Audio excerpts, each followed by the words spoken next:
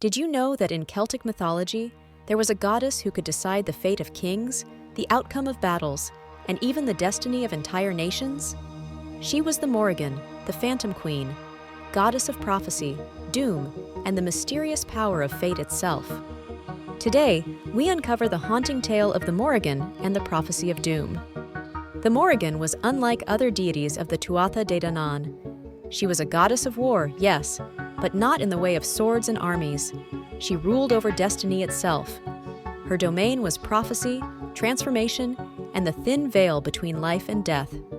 Often, she appeared as a crow, circling over battlefields, foretelling death before the first strike was made. To see the Morrigan was to know fate had already been sealed. The Morrigan was not one, but three.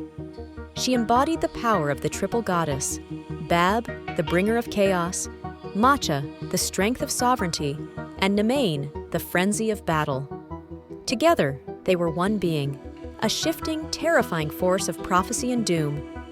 Her triple form revealed her connection to cycles: life, death, and rebirth. To the Celts, the Morrigan was the weaver of destiny, a reminder that all life must face its end. One of the most famous tales of the Morrigan involves her encounters with the hero Cú Chulainn, Ireland's greatest warrior. She appeared to him in many forms: a maiden, a wolf, an eel, and finally as a crow. Each time, she foretold his downfall. Cú Chulainn resisted, mocked her, even struck her away. But the Morrigan does not lie, and her prophecies always come true. In the end, when Cú Chulainn met his death, it was the Morrigan who appeared as a crow on his shoulder, sealing his fate. The Morrigan's prophecies were not just about warriors. She also foretold the rise and fall of kingdoms, the doom of rulers, and the future of Ireland itself. In some stories, she warns of great floods, plagues, or invasions. In others, she whispers secrets to kings, granting them power or cursing them to failure. To the Celts, the Morrigan was not evil. She was the truth of fate itself, unavoidable, undeniable, inescapable. The Morrigan also represented sovereignty, the right to rule. In Celtic myth, kings could only hold power if they were chosen by the land and blessed by the goddess. The Morrigan often appeared to kings in the form of a beautiful maiden, offering her blessing.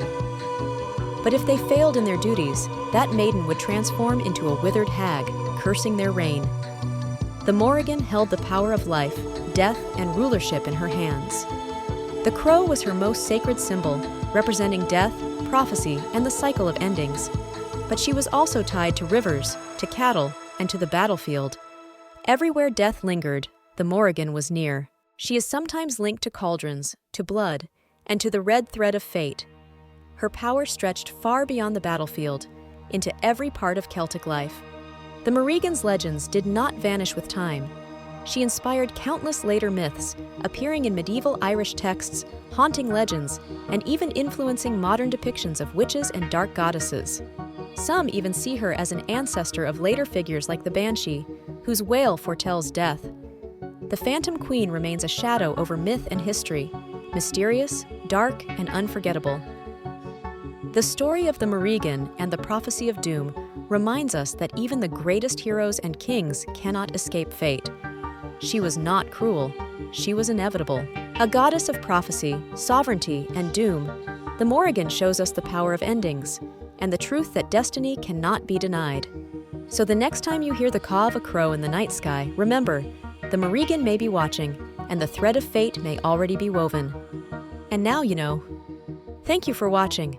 If you enjoyed this legendary tale, don't forget to like, subscribe, and ring the bell for more myths from the Mythic Archive. Because myths are not just stories, they are the echoes of eternity.